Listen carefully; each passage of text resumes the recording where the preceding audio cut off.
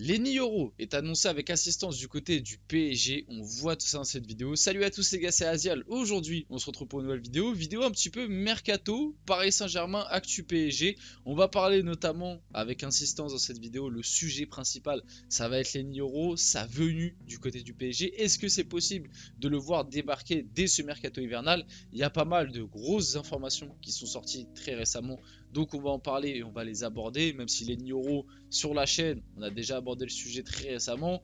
J'en ai pas vraiment fait, on va dire, le sujet principal d'une vidéo, donc ça va être le cas dans celle-là. On va aussi parler un petit peu des actus PSG, notamment, encore une fois, avec le possible départ de Nordi Mukiele et bien d'autres choses, de Kurzawa et aussi de Cherendour. Pas mal de choses à voir dans cette vidéo, donc bien évidemment, comme d'habitude, avant que la vidéo commence, n'hésitez pas à liker, à commenter, à partager et à vous abonner. Ça fait toujours plaisir et ça aide énormément pour le développement de la chaîne. On peut y aller dès maintenant. Lenny Yoro a discuté avec des joueurs du PSG pour une possible venue. Le joueur a été convaincu par son agent de rejoindre le PSG. Déjà, cette information, elle est assez marrante. Le joueur a été convaincu par son agent.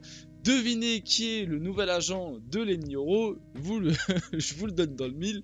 Jorge Mendes, le grand ami de Luis Campos. Comme quoi tout était un petit peu écrit.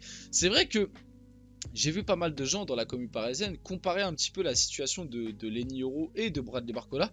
Et c'est vrai que c'est deux situations qui sont très similaires. Pourquoi? Parce que déjà les deux sont des jeunes joueurs qui de base voulaient absolument être conservés par leur club. Donc Barcola avec l'OL et Lenny Yoro avec Lille. Les deux joueurs sont deux joueurs qui ont changé d'agent pour aller dans l'écurie Jorge Mendes, qui, on le sait, Jorge Mendes, Luis Campos, c'est très proche, et la plupart on va dire des joueurs qui ont un intérêt par le PSG et qui sont ces Jorge Mendes signent très rapidement.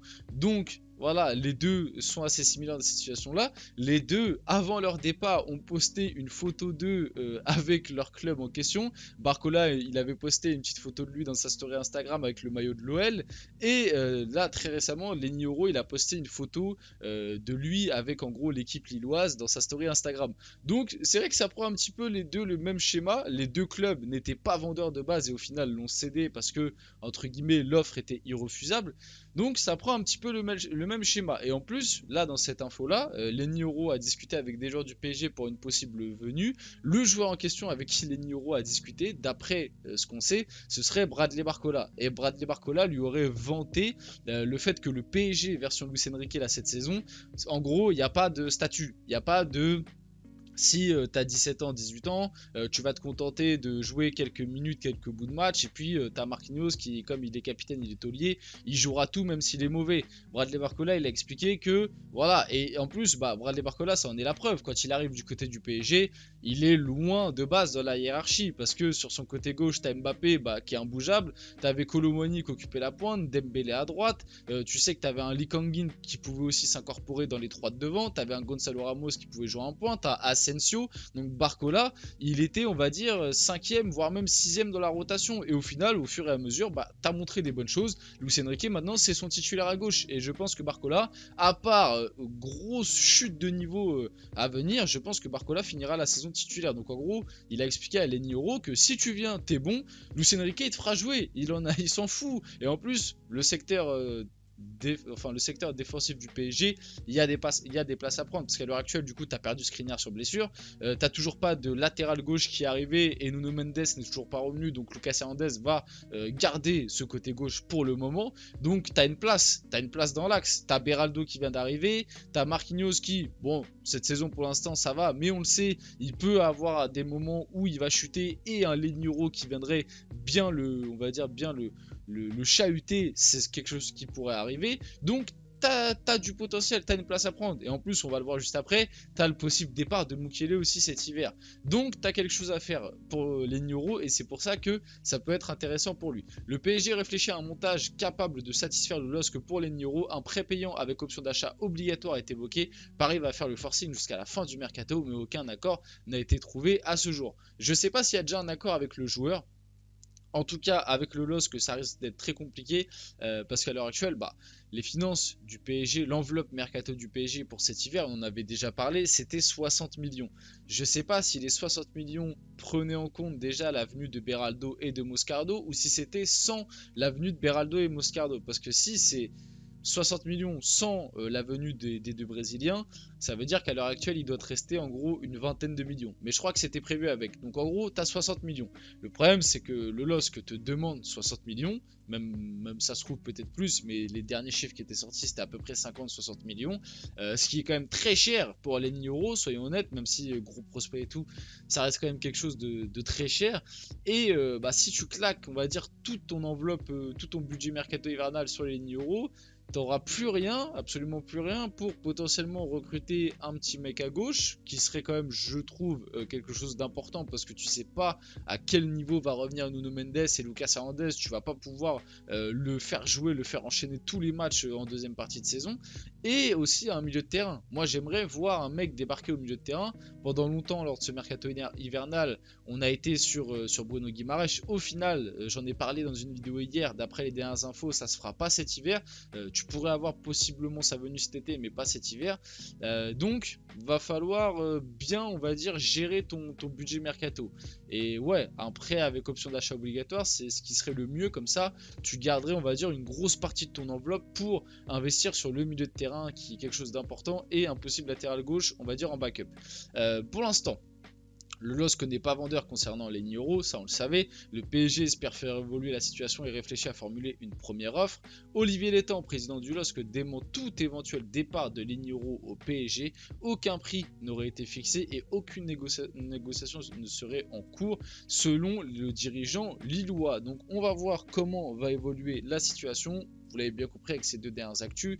À l'heure actuelle, ça risque d'être compliqué de le voir débarquer cet hiver, on va pas se mentir. Cet été, j'y crois déjà un peu plus, mais cet hiver, ça va être compliqué. Le problème du PSG lors de ce mercato hivernal, c'est que on a entendu plein de noms sympas, qui étaient intéressés par le PSG, comme Bruno Guimaraes, Lenny Yoro, etc. Voilà, qui avaient, on va dire, des avis plutôt positifs. Le problème, c'est que ces noms sympas que tu as entendus et qui auraient apporté des réelles plus-values à ce PSG-là, tu peux pas les faire cet hiver parce que les clubs ne sont pas vendeurs et que ça demande des prix pharaoniques que tu n'as pas dans ton budget. Donc c'est bien, t'as, on va dire, tâté le terrain pour cet été, mais du coup ton mercato hivernal à l'heure actuelle il est catastrophique et j'ai très peur. En plus de ça, Nordi Mukiele est confiant à l'idée de rejoindre le Bayern Munich. Le PSG a informé le défenseur qu'il pourrait partir sur certaines conditions. Les négociations se poursuivent pour aboutir à un prêt d'ici quelques jours. En plus de ça, du coup t'enchaînes avec la possible perte de Nordi Mukiele. En plus ça parle seulement d'un prêt avec option d'achat. Moi je trouve que ce sera complètement débile si tu perds Nordi Mukiele en prêt avec option d'achat, donc ça veut dire que c'est pas une vente garantie, ça se trouve tu vas le récupérer dans 6 mois. Donc tu te prives d'un joueur. Certes, on sait, Luis Enrique n'est pas fan pour le côté extra-sportif et tout, mais tu te prives d'un joueur qui, quand même, dans la rotation, va te livrer des bons et loyaux services. Pour le remplacer, ça se trouve par personne, sachant que déjà dans le secteur défensif, tu es en manque. Moi, je trouverais ça débile. Je me suis déjà exprimé sur Mukiele, je le laisserai pas partir en prêt. S'il y a une bonne offre de la part du Bayern, ils envoient sur la table 25 millions, 30 millions cash, il n'y a pas de souci. Une offre de prêt, moi, ce serait non. Il resterait au club et j'attendrai d'abord de recruter quelqu'un derrière pour ensuite envoyer Mukiele quelque part. Braga, de son côté, se rapproche d'un accord pour Cherendor en prêt du PSG. Bon, en vrai, que dire de plus à part que Cherendor, le pauvre, il est arrivé cet été, on nous l'a annoncé comme un prospect sympa, avec un profil atypique, il avait fait des matchs de pré-saison intéressants, il n'a pas eu de temps de jeu, quoi. Le pauvre, il n'a pas eu de temps de jeu, il a eu autant de temps de jeu que Ethan Mbappé, quoi, grosso modo, c'est pour dire. Et ouais, le pauvre, on l'a très peu vu, de ce qu'on entendait un petit peu, enfin de moi, de ce que j'ai entendu un peu en interne, Luis Enrique n'était pas fan du joueur, que Luis Enrique, après moi c'est ce que j'ai entendu, je sais pas si c'est vrai et tout, moi de ce que j'avais vu dans les matchs de prépa et même lors du match de Coupe de France là contre Revel, après bon, ça vaut ce que ça vaut, c'était une RA en face, mais voilà, j'avais trouvé un milieu plutôt sympa, voilà, pas un top milieu Ligue des Champions, mais voilà, pour faire une petite rotation en Ligue 1, je trouvais pas ça déconnant. Tu le fais rentrer les 20-30 dernières minutes à des moments.